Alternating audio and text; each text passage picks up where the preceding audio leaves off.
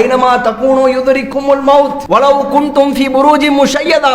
கட்டப்பட்ட கோட்டைகளில் நீங்கள் இருந்தாலும் கூட மரணம் உங்களை பிடித்துக் கொள்ளும். எத்துணை தலைவர்களை பார்த்து விட்டோம். பெரும் பெரும் அரசியல் தலைவர்கள், கோடிகளில் புரண்டவர்கள், அவர்களிடத்தில் இல்லாத பொருளாதாரம் இல்லை. ஒட்டுமொத்த மருத்துவமனையே தன் கைக்குள் வைத்திருந்த எத்தனையோ மருத்துவர்கள் காலியாகி போனார்கள். இந்த உலகத்தில் யாராலும் மரணத்தை வெல்ல முடியாது. தனக்கு ஏற்பட்ட நோயை அறிந்து கொண்டார். தனக்கு ஏற்பட்ட பாதிப்பை அவர் 6 மாதத்திற்கு முன்பாக அறிந்து கொண்டார். இருந்தாலும் கூட எல்லா மருத்துவத்தையும் பார்த்து விட்டார். எல்லா டாக்டர்ஸும் பக்கத்துல காப்பாற்ற முடிஞ்சிச்சா? எத்தனை மருத்துவர்கள், எவ்வளவு பெரிய அரசியல்வாதிகள், ஒட்டுமொத்த உலகத்தையும் கைக்குள் வைத்திருந்தவர்கள் கூட இந்த உலகத்தில் இருந்து மரணத்தை விலைக்கு வாங்க முடியவில்லை. ஒவ்வொரு நாளும் பொருளாதாரம் போதும் என்று ஓடிக்கொண்டிருக்கிறோம். ஓடிக்கொண்டிருக்கிற நாம் என்றைக்கும் நிற்க போகிறோம் என்பதை நாம் உள்ளத்தில் ஆழமாக பதிய வைத்தால் இது போன்ற ஓட்டம் இருக்குமா? அல்லாஹ்வை மறந்து ஓட்டம் இருக்குமா?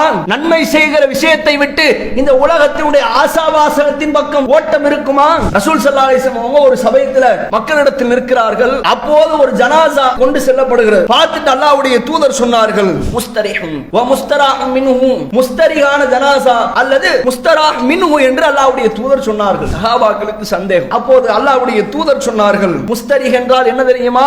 ஒரு அடியார் இந்த உலகத்தை விட்டு மரணிக்கிறார், நிம்மதி அடைகிறார், ஓய்வு பெறுகிறார். எதிலிருந்து? இந்த உலகத்தினுடைய சோதனையிலிருந்து. அவர் இந்த உலகத்தை விட்டு ஓய்வு பெற்று அல்லாஹ்வினுடைய இறை அருளின் பக்கம் செல்கிறார். இவர்தான் ஓய்வு பெற்றவர், நிம்மதியானவர் என்று அல்லாஹ்வுடைய தூதர் சொன்னார்கள். அது என்ன முஸ்தராஹ் மின்ஹு? இவர்தான் இந்த உலகத்தில் வாழுகிற போது பாதியான அடியார். யஸ்தரிஹு மின்ஹு அல் இபாது வல் பிலாது வ ஷஜரு வ தவாப். இந்த உலகத்திலிருந்து அவரை சுற்றி இருக்கிற எல்லா அடியார்களும், இந்த ஊர் மக்களும், அதை சுற்றி இருக்கிற மரம் செடி கொடிகள், கால்நடைகள் எல்லாம் அவரிடத்திலிருந்து பாதுகாப்பு பெறுகிறது. இவர் போனாரு, இங்க இருக்கிற எல்லா ஆட்களுக்கும் நிம்மதி. அஸ்ஸலாமு அலைக்கும் வரஹ்மத்துல்லாஹி வ பரகாத்துஹு. அன்பிற்குரிய எல்லாம் வல்ல அல்லாஹ்வின் நல்லடியார்களே, நாம் வாழக்கூடிய இந்த உலகை பொறுத்தவரை ஒவ்வொரு நாளும் ஏராளமான மரணங்களை கண்களுக்கு முன்னால் நாம் பார்த்து கொண்டேதான் இருக்கிறோம். ஆனாலும் கூட மனிதர்களுடைய யதார்த்த மனநிலை எவ்வாறு இருக்கிறது என்பதை சில திருமறை குர்ஆனுடைய வசனங்கள் அவ்வப்போது படம் பிடித்து காட்டி மனிதர்கள் இவ்வாறு தான் இருக்கிறார்கள் என்பதை சமீப காலத்திற்கு ஏற்பது போன்றே அல்லாஹ் ரப்புல் ஆலமீன் பேசிய வசனங்களை நம்மால் பார்க்க இயலுகிறது. அதில் நீங்கள் சூரத்துல் வாக்கியாவில் பார்க்கலாம், அல்லாஹ் ரப்புல் ஆலமீன் தன் திருமறை குர்ஆனில் ஏராளமான சவால்களை விட்டிருக்கிறான். ஒரு அறிவியல் அறிஞரால் விடப்பட்ட சவாலை கூட மற்றொரு அறிஞர் அதை முறியடிப்பதற்கு பல காலங்கள் எடுத்துக்கொள்கிறது. ஒருவர் செய்த சாதனையை முறியடிப்பதற்கு அவருக்கு பல நூற்றாண்டுகள் கூட எடுக்கிறது. ஆனால் திருமறை குர்ஆனுடைய அல்லாஹ்வினுடைய சவாலை இன்றைக்கு வரைக்கும் எந்த ஒரு மனிதனாலும் முறியடிக்கவே இயலவில்லை.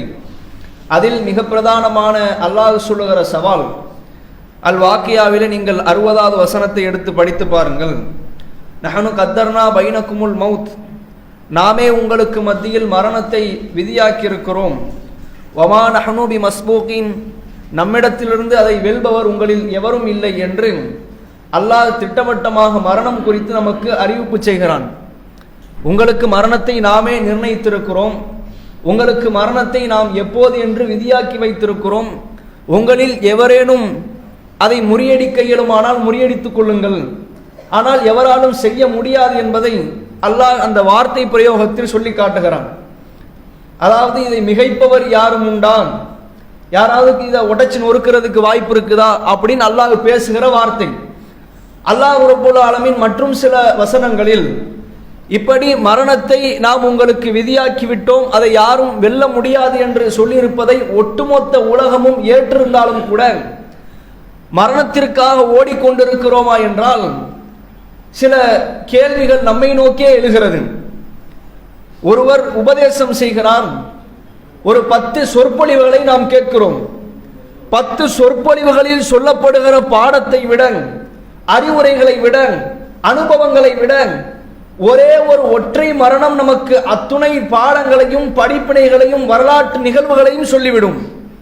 ஒருவர் மரணித்து விட்டால் அவர் நல்லவரா கெட்டவரா என்பதை வைத்தே நாம் எவ்வாறு இந்த உலகில் வாழ வேண்டும் என்பதை நாம் நமக்கு நாமே கணக்கிட்டுக் கொள்கிறோம். அல்லாஹ் ரப்புல் ஆலமீன் தன் திருமறை குர்ஆனில் மற்றும் ஒரு வசனத்தில் கேட்கிறான். அஷூரா என்கின்ற அத்தியாயத்தின் 129வது வசனத்தை நீங்கள் படித்து பாருங்கள். தத்தஹிதூன மசானிய நீங்கள் இந்த உலகத்தில் கோபுரங்களையும் கட்டடங்களையும் நீங்கள் எழுப்பிக் கொள்கிறீர்கள். லஅல்லக்கும் தஹ்லுதூன், ஒருவேளை நீங்கள் இங்கே நிரந்தரமாக இருந்து விடலாம் என்று நினைக்கிறீர்களா? இங்க நீங்க பெரிய பெரிய வீடெல்லாம் கட்டிக்கிறீங்க, இங்கே இருந்துடலாம்னு ஒரு நினைச்சிட்டீங்களா என்று அல்லாஹ் கேட்கிறான். நபிகள் நாயகம் ஸல்லல்லாஹு அலைஹி வஸல்லம் அவர்கள் நமக்கு சொன்ன இந்த உலகம் குறித்த பாடங்கள் ஏராளம் உண்டு. சொல்வதற்கு இந்த உரை போதுமானது இல்லை. அவ்வளவு தகவல்கள் நிறைந்து கிடக்கிறது. அவ்வப்போது உங்களுக்கு நினைவூட்டப்பட்டு கொண்டே இருக்கலாம். அதில் பிரதானமாக அல்லாஹ்வுடைய தூதர் நபிகள் நாயகம் ஸல்லல்லாஹு அலைஹி வஸல்லம் அவர்கள் சொன்னார்கள், அத்துன்யா சிஜ்னுல் மூமின், இந்த உலக வாழ்க்கை மூமின்களுக்கு சிறைச்சாலை, வஜன்னத்துல் காஃபிர், காஃபிர்களுக்கு தான் இந்த உலகம் சொர்க்கச்சோலை, மூமின்களுக்கு அல்ல. அல்லாஹ் மூமின்களுக்கு இந்த உலகத்தை படைத்திருக்கிற தயார் செய்திருக்கிற விதம் எப்படி? சிறைச்சாலையாகத்தான் அல்லாஹ் வடிவமைத்திருக்கிறான். ஆனால் நம்பிக்கை கொண்ட இறைவனுடைய அடியார்கள் எதை எதிர்பார்க்கிறார்கள்? இந்த உலக வாழ்க்கையில் நான் ஒரு சிறைச்சாலையில் அடைக்கப்பட்ட கைதியை போன்று வாழக்கூடாது, எனக்கு அப்படியான வாழ்க்கை வேண்டாம். நான் இந்த உலகத்தில் வாழ்வதாக இருந்தால் சுகபோகமான வாழ்க்கை வாழ்ந்து அப்படியே மரணிக்க வேண்டும் என்ற ஆசையில் தான் பொருளாதாரத்தை நோக்கி ஓடுகிறோம். போதுமென்ற பொருளாதாரத்தை சேர்த்து விட்டவர்கள் எத்துணை பேர் அமர்ந்து அல்லாஹ்விடத்தில் அமல் செய்ய ஆரம்பித்து விட்டார்கள். நீங்கள் உங்கள் வாழ்க்கையில் 40 ஆண்டு காலங்களை கடந்து விட்டீர்கள், 50 ஆண்டு காலங்களை கடந்து விட்டீர்கள். உதாரணத்திற்கு இங்க இருக்கிற ஒவ்வொருவருமே சற்று யோசித்து பாருங்கள். நீங்கள் எத்தனையோ செல்வந்தர்களை உங்கள் கண் முன்னால் பார்த்தீர்கள், எத்தனையோ பெரும் பெரும் கோடீஸ்வரர்களை பார்த்திருக்கலாம். அவர்கள் சேர்த்துவிட்ட பொருளாதாரம் போதுமானதா இல்லையா? நம்பிக்கை கொண்ட அடியார்களையும் பல பேர் பார்த்திருப்பீர்கள். மூமின்கள் தான் இஸ்லாத்தில் தான் இருக்கிறார், லட்ச லட்சமாக சேர்த்து விட்டார், பல வீடுகளை சேர்த்து விட்டார், பல வாகனங்களை வாங்கி அவர் சொந்தமாக்கி கொண்டார். அதனால பள்ளிவாசலுக்கு ஒதுங்கிட்டாரா? போதும் நினைச்சிட்டாரா? இல்லையே. மனிதன் மரணிக்கிற வரைக்கும் பொருளாதாரத்தின் மீது கொண்ட ஆசை அவனை விட்டு வைக்கவில்லை என்பதை திருமறை குர்ஆன் அழகாக பாடம் நடத்துகிறது. நீங்கள் மன்னரைகளை சந்திக்கிற வரைக்கும் நீங்கள் பொருளாதாரத்தை தேடுவதை விட்டும் திசை திரும்ப மாட்டீர்கள் என்று அல்லாஹ் தன் திருமறை குர்ஆனில் சொல்லி காட்டுகிறான். நம்ம கவனிக்க வேண்டிய அம்சம் என்னன்னா, நான் மரணிப்பேன், எப்போது மரணிக்கத்தான் போகிறேன் என்ற எண்ணம் நம்முடைய உள்ளத்தில் அவ்வப்போது வந்து கொண்டிருந்தாலும் அல்லாஹ்வுடைய தூதருடைய அறிவுரை நமக்கு என்ன தெரியுமா சொல்லுகிறது? அக்ஸிரு திக்ர ஹாதிமில் லதாத்தில் மௌத், உங்களுடைய சந்தோஷங்களை எல்லாம் உடைத்து தரைமட்டமாக்குகிறேன். நீங்கள் சந்தோஷமே படாமல் இருப்பதற்கான வாசலை திறந்து விடுகிற மரணத்தை அதிகம் அதிகம் நினைவு கூறுங்கள். ஏன் ரசூலுல்லாஹ் அப்படி சொல்லணும்? காலையிலிருந்து நைட்டு வரைக்கும் உலகம் உலகம் உலகம் ஓடிக்கிட்டு இருக்கியா? கொஞ்ச நேரம் உட்கார்ந்து நம்ம மௌத்தா போயிட்டா என்ன ஆகும் யோசி. இந்த மூச்சு காத்து கொஞ்சம் நின்னுட்டா என்ன ஆகும் யோசிச்சு பாருங்க. தலையை சுத்திரும். மூச்சு விடுறோம்ல, மூச்சு எப்படி கரெக்டா வெளியே வருது, எப்படி உள்ள போகுது, கரெக்டா தான் நடக்குதா ப்ராசஸ், ஒரு நிமிஷம் உட்கார்ந்து யோசிச்சீங்கன்னா உங்களுக்கு நீங்களே குழம்பி போயிருவீங்க. மடி இவ்வளவு பெரிய ப்ராசஸா, எதையுமே யோசிக்க வேணாம், நம்ம பாட்டு நம்ம வேலையை பார்ப்போம்னு எந்திரிச்சிருவீங்க. ஒரு பயம் வந்துடும். ஒருவேளை இது நின்னுட்டா என்ன ஆகிறது அப்படின்னு சில யோசனைகள் உங்களுக்குள் வந்தால் நீங்கள் மரணத்தை பற்றி யோசிக்க ஆரம்பிப்பீர்கள். பிள்ளை என்ன ஆகுறது, நம்ம குடும்பம் என்ன ஆகுறது, நம்ம சேர்த்து வச்ச காசை கரெக்டா கொடுக்க முடியலையே, கடன் இருக்குது அதை கொடுக்க முடியல, எவ்வளவு கவலைகள் வந்துவிடும் தெரியுமா? ஆனால் இன்றைக்கு இருக்கிற இந்த அல்லாஹ்வை நம்பிக்கை கொண்ட மக்கள், நபிகள் நாயகம் ஸல்லல்லாஹு அலைஹி வஸல்லம் அவர்கள் எதையெல்லாம் அல்லாஹ்வின் புறத்திலிருந்து கொண்டு வந்து சொன்னார்களோ அதையெல்லாம் நம்பி இருக்கிறவர்கள் இந்த மரணம் சார்ந்த விஷயத்தில் ஏதோ 1-2 மரணங்களை பார்த்து விட்டால் பயம் கொள்கிறார்கள். ஏன் இந்த நிலை? எப்போதும் இந்த நிலை நமக்கு இருக்க வேண்டாமா?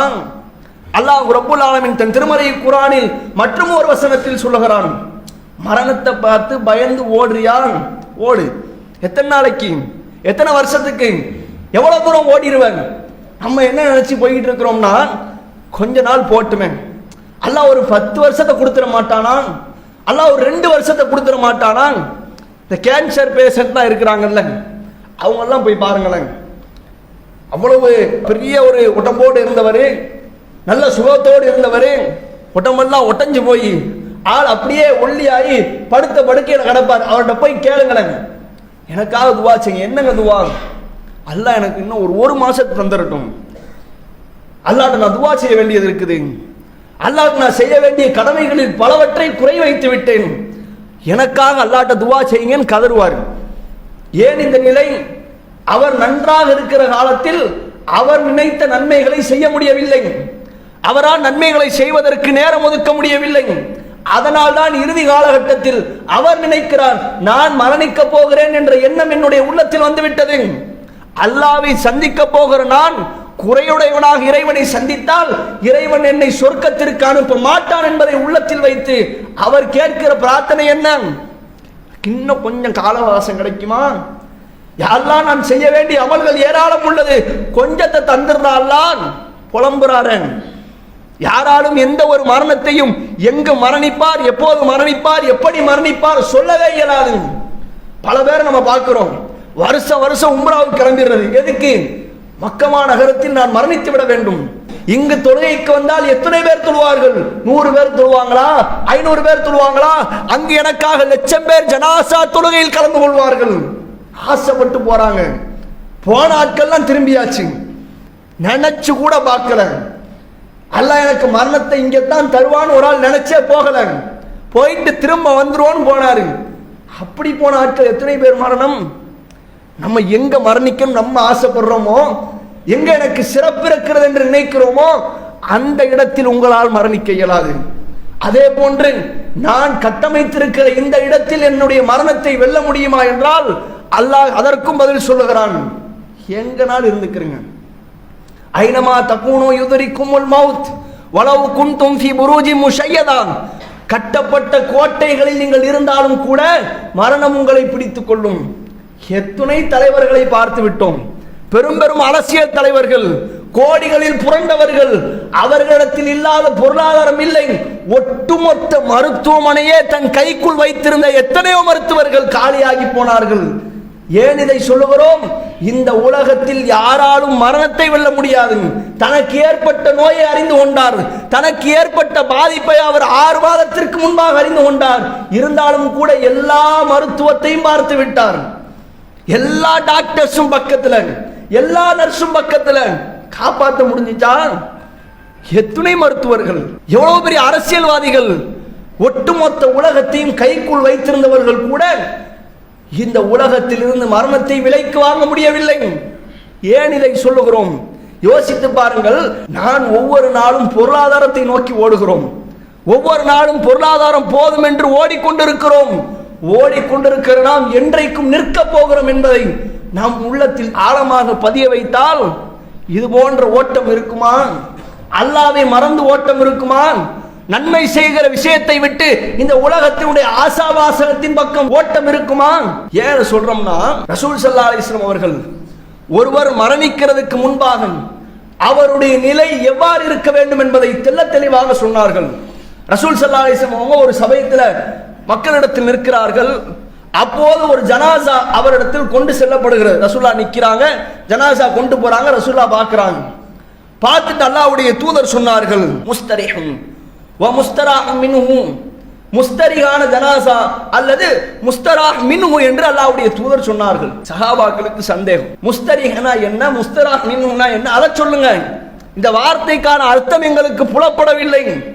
அப்போது அல்லாஹ்வுடைய தூதர் சொன்னார்கள், அல் அப்துல் முஃமினு யஸ்தரிஹு மின் நஸபித் துன்யா வ அதாஹா இலா ரஹ்மத்தில்லாஹ்.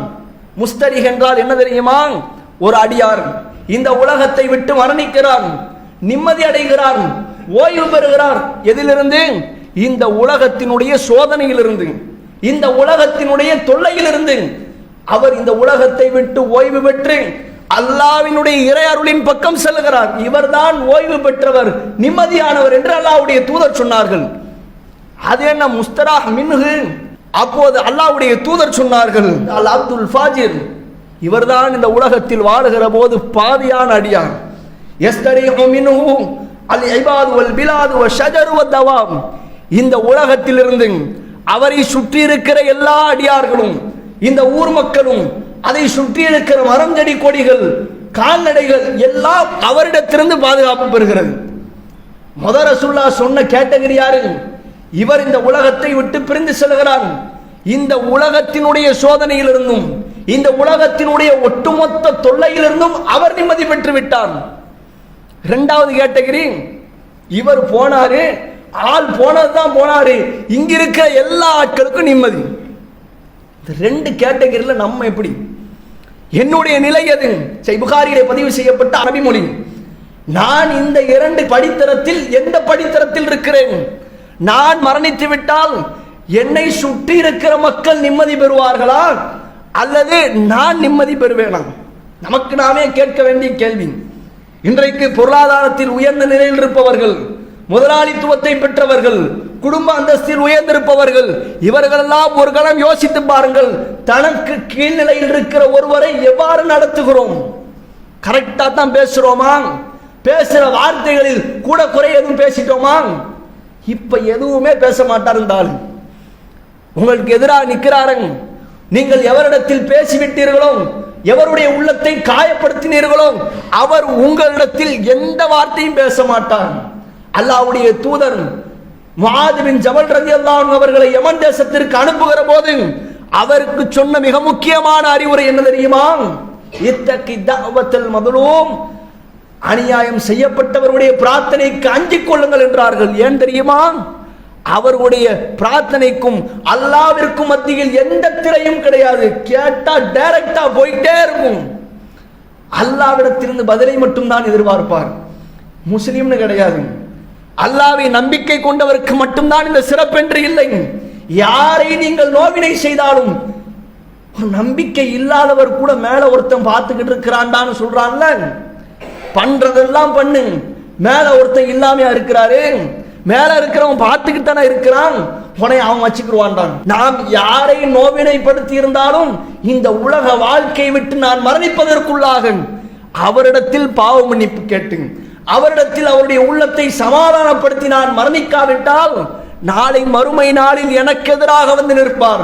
அல்லாஹ்விடத்தில் வாதம் செய்வார். யா அல்லாஹ், இவன் இந்த உலகத்தில் வாழுகிற போது ஒட்டுமொத்த மனிதர்களுக்கும் நல்லவன், எல்லாருக்கும் நல்ல மனுஷன், காசு கொடுக்கிறது ஆள் நல்ல மனுஷன், ஆனா பேசுற பேச்சு சரியில்லை. அல்லாஹ் நடத்தின விதம் என்ன தெரியுமா? என்னை மனது புண்படிபடி நடத்தி விட்டான், கேவலப்படுத்தி விட்டான், அவமானப்படுத்தி விட்டான், எல்லாவற்றையும் பட்டியல் போடுவான்.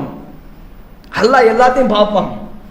நாம் சேர்த்து வைத்த தொழுகைகள், நோன்புகள், எதுவெல்லாம் அதற்கு ஈடாக இருக்குமோ எல்லாவற்றையும் அள்ளி அவரிடத்தில் கொடுத்து விடுவான். எடுத்துக்கிட்டு போங்க. செஞ்சானா? உலகத்தில் வாழும்போது என்னென்ன காரியத்தை செய்து விட்டாரா அள்ளிக்கிட்டு போங்க. இல்ல நன்மையே செய்யல, மாசத்துக்கு 4 சும்மா, வருஷத்துக்கு 2 பெருநாள், இதை விட்டா வேற நன்மையே இல்லை. அப்படியா? கொண்டா, ஓன்ட்ட இருக்கிற எல்லா தீமையை அள்ளி செஞ்சவனுக்கு வச்சிருவோம். சந்தோஷமா போ சொர்க்கத்துக்கு. எந்த நிலையில் நாம் மரணிக்க போகிறோம்? இந்த உலக வாழ்க்கையில் வாழுகிற போது நான் எந்த ஒரு மனிதனுடைய உள்ளத்தையும் காயப்படுத்திவிடக் கூடாது என்பதில் மிக கவனமாக இருங்கள்.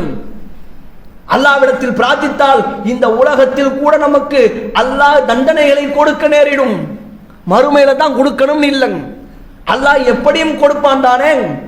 பேசுகிற வாய் அல்லாஹ் ஒரு நரம்பை பிடித்து இருந்தால் என்ன செய்வான்? ஆட்டம் போடுகிற கால்களை வைத்து அவன் அப்படித்தானே ஆடுகிறான். அதில் இருக்கிற ஒரு நரம்பை பிடித்து இழுத்தால், கை நரம்பை பிடித்து இழுத்தால், இப்படி எல்லாவற்றிலும் யோசித்து பாருங்கள். நான் எப்படி இந்த உலக வாழ்க்கையில் மனிதரிடத்தில் நடந்து கொள்கிறேன்?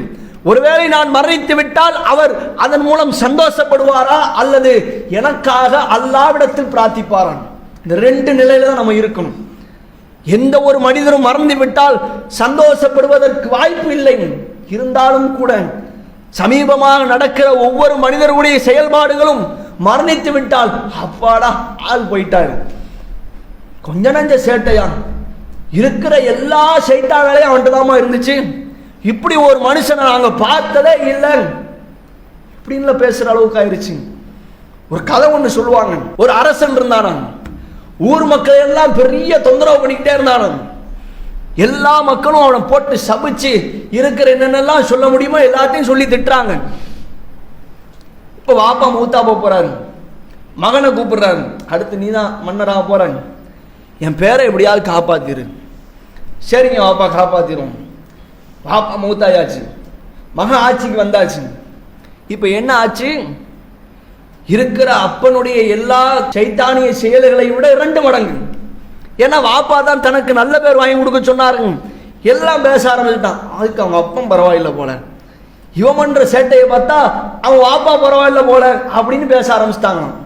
நகைச்சுவையாக இருந்தாலும் கூட இன்றைக்கு இருக்கிற யதார்த்த நிலை அப்படித்தான். மரணித்து விட்டால் நல்ல வேலை போய் சேர்ந்தான், இருந்து உசுர வாங்கி தொலைந்தான். இன்றைக்கு நிறைய பெற்றோர்களை பேசுகிற வார்த்தைகளை பார்க்கிறோம். கஷ்டப்பட்டு பெற்றெடுத்து அவர்களை வளர்த்து ஆளாக்கி அவர்களுக்கு தேவையான எல்லாவற்றையும் செய்து கொடுத்த தந்தைகளை இன்றைக்கு பிள்ளைகள் பேசுகிற வார்த்தை அதுதான். பெற்றெடுத்த தாயை பேசுகிற வார்த்தை அதுதான். இன்றைக்கு குடும்பத்திற்கு மத்தியில் ஏற்பட்ட பிளவுகளுடைய விளைவு என்ன? மரணிக்கிற போது அவர்களை திட்டுகிற நிலை, மரணத்திற்காக அவர்களை சந்திக்காத நிலை, அவர்களுக்காக அல்லாஹ்விடத்தில் மனமுறையை பிரார்த்திக்காத பிள்ளைகளும் உண்டு.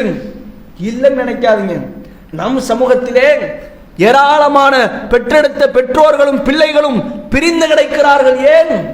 வாப்பா திட்டாரு, என் மனைவி என் உம்மா அப்படி சொல்லிட்டாங்க, 1000 தான் இருந்தாலும் சொல்லக்கூடாதானே? இருக்கட்டும். பெற்றெடுத்த தாயை பார்க்கிற கடமை யாருக்கானது? பிள்ளைக்கானது இல்லையா? பெற்றெடுத்த பிள்ளை பேசாமல் போகிறான், பிள்ளையினுடைய பிள்ளையும் பேசாமல் வைக்கிறான். தொடர்ந்து 2-3 தலைமுறைகளை தாயை பற்றி அறிமுகமே செய்யாமல் இருக்கிறார்கள். என்ன காரணம்? ஏதோ ஒரு விதத்தில் ஏற்பட்ட மனக்கசப்புகள், அவர்களுடைய உள்ளத்தில் பதிந்துவிட்ட சில வார்த்தைகள். அதனால் மரணிக்கும் வரைக்கும் அவர்கள் மன்னித்து விட்டாலும் கூட அதை மன்னிக்காத நிலையில் இன்றைக்கும் பல பிள்ளைகள் இருக்கிறார்கள். போய் பேசுங்க, உம்மா 1000 தான் தப்பு பண்ணியிருக்கட்டுமே, அவர்கள் செய்த தியாகத்திற்கு ஈடாக நீங்கள் எத்துணை லட்சத்தை கொடுத்தாலும் அதை ஈடு செய்ய இயலாது. திருமறை குர்ஆன் அப்படித்தான் சொல்லுகிறது. அல்லாஹ் தன் திருமறை குர்ஆனில் சொல்லுகிறான், பிள்ளைகளுக்கு அவருடைய பெற்றோர் குறித்து நாம் பல முறை உபதேசம் செய்துள்ளோம். 1-2 தடவை கிடையாது, நிறைய தடவை சொல்லிட்டோம். அவருடைய தாய் அவரை எப்படி பெற்றிருக்கிறார்? வஹனன் அலா வஹன், சிரமத்திற்கு மேல் சிரமப்பட்டு பெற்றார். இப்படிப்பட்ட தாயிடத்தில் பேசுவதற்கு உங்களுக்கு மனம் இல்லையா? திருமறை குர்ஆன் பரிந்துரைக்கிறது, உங்களுடைய தாய்க்கு நீங்கள் நன்றி செலுத்த வேண்டும், அல்லாஹ்விற்கு முதல், இரண்டாவது உங்களுடைய பெற்றோர்களுக்கு. இப்படியான பெற்றோர்களிடத்திலும் நம்முடைய மனக்கசப்புகளையும் நம்முடைய பேசாத அந்த திறனையும் வைத்து ஏதோ சாதித்துக் கொண்டிருக்கிறோம் என்று நினைக்கிறோம். இல்லை, ஒவ்வொரு நாளும் நன்மைகளை இழந்து கொண்டிருக்கிறோம். ஒருவருக்கொருவர் பேசாமல் இருப்பதால் ஏதோ நீங்கள் பெரிய சாதனையாளர் இல்லை, இல்ல கௌரவக்காரங்க, இவரை மாதிரி இவரால் பார்க்க முடியாது. சண்டை போட்டு 6 மாசம் ஆச்சு, இன்னைக்கு வரைக்கும் 2 பேர் பேசிக்கிறல, பெருமை கிடையாது. ஒவ்வொரு வாரமும் திங்கள் மற்றும் வியாழன் கிழமைகளில் அல்லாஹ்விடத்தில் மலக்குமார்கள் உங்களுடைய நன்மைகளை எடுத்து செல்வார்கள். அல்லாஹ் பார்க்கிற போது என்னவென்று கேட்பான், இன்னென்ன அடியார்களுடைய நன்மைகள் என்று சொல்லப்படும். இவர்களுக்கு மத்தியில் சண்டை இருக்கிறது, குரோதம் இருக்கிறது, இவர்கள் இருவரும் சேர்ந்திருக்கவில்லை, நன்மையை தூக்கி ஓரம் வைங்க, ஏட்டை தூக்கி ஓரம் போடுங்கள், 2 பேர் சேரட்டும், அப்புறம் பார்த்துக்கணும். நாம் செய்கிற நன்மைகள் அப்படியே பதிவேட்டில் பதியப்பட்டு அல்லாஹ்வினால் ஓரம் கட்டப்படுகிறது. ஏதோ நாம் தவறுதலாக இது போன்று நடக்காது என்ற நிகழ்வுகளை எல்லாம் நாம் தெரிந்து கொள்ளாமல் ஒவ்வொரு நாளும் இப்படி நடந்து கொண்டிருக்கிறோம். அன்பார்ந்த சகோதர சகோதரிகளே, நாம் இந்த உலக வாழ்க்கையில் வாழுகிற போது எந்த ஒரு மனிதனுடைய உள்ளத்தையும் காயப்படுத்தி விடாமல், ஒருவேளை நான் யாருடைய உள்ளத்தாவது காயப்படுத்தி இருந்தால் பொது மன்னிப்பு கேட்டு அல்லது அவர்களை தனிப்பட்ட முறையில் சந்தித்து மரணிப்பதற்குள்ளாக சமாதானம் செய்து விடுங்கள். ஏன்? அல்லாஹ்விடத்தில் பாதியாகிவிடக் கூடாது. நான் மரணிக்கிற போது என்னுடைய மரணத்தை கண்டு அவர் சந்தோஷப்பட்டு விடக்கூடாது. நீங்கள் எத்துணை பெரிய கௌரவக்காரராக இருந்தாலும் கூட இந்த விஷயத்தில் இறங்கி விடுங்கள். பரவாயில்ல, இருக்கட்டும், நீங்க போய் பேசுறதுல குறைஞ்சு போயிட மாட்டீங்க. அல்லாஹ்வுடைய தூதர் சொன்னார்கள், உங்களில் யார் 3 நாட்களுக்கு மேல் பேசாமல் இருக்க சகோதரத்தில் முதலில் சலாத்தை சொல்லுகிறாரோ அவர்தான் உங்களில் சிறந்தவர். போய் சொல்லுங்க சலாத்தை, ஆரம்பிங்க மறுபடியும் பேச்சுவார்த்தையை. மரணிக்கிற போது அவர் உங்களுக்காக கண் கலங்கி அல்லாஹ்விடத்தில் பிரார்த்திப்பார், சொர்க்கத்தை கேட்பார், பாவ மன்னிப்பை கேட்பார், உங்களுடைய கபருடைய மன்னரை வாழ்க்கைக்கு விசாலத்தை கேட்பார். ஜனாசா தொழுகையில் வந்து பிரார்த்தித்தால் இதை விட வேறு என்ன இருக்கிறது? அன்பார்ந்த சகோதரர்களே, இதனால் வரைக்கும் நான் மரணிக்கப் போகிறேன் என்ற சிந்தனை உள்ளவர்கள், எப்போது வேண்டுமானால் எனக்கு மரணம் வரும் என்ற எண்ணத்தில் இருப்பவர்கள், இந்த ஒரு தவறை தொடர்ச்சியாக செய்து கொண்டிருக்கிறோம். நம்மை அறியாமலே இந்த தவறுகளை நிலைத்திருக்கிறோம். நாம் மரணித்தால் நன்மை அள்ளி செல்லுகிற நிலையான நிம்மதிக்கு சொந்தக்காரர்களா அல்லது இந்த உலகத்தில் இருப்பவர்கள் நிம்மதி பெறுபவர்களா என்பதை ஒவ்வொருவரும் யோசித்து இந்த வாழ்க்கையில் தொடர்ச்சியாக பயணிப்போம். அல்லாஹ் அனைவருக்கும் நிம்மதியான மரணத்தை கொடுப்பானாக. வாஹிரதவானில் அல்ஹம்துலில்லாஹி ரப்பில் ஆலமீன். அஸ்ஸலாமு அலைக்கும். இஸ்லாம் மற்றும் சமுதாய செய்திகளை அறிந்து கொள்ள தமிழ்நாடு தௌஹீத் ஜமாஅத் யூடியூப் பக்கத்தை உடனடியாக சப்ஸ்கிரைப் செய்து கொள்ளுங்கள். மேலும் பெல் பட்டனையும் கிளிக் செய்து கொள்ளுங்கள்.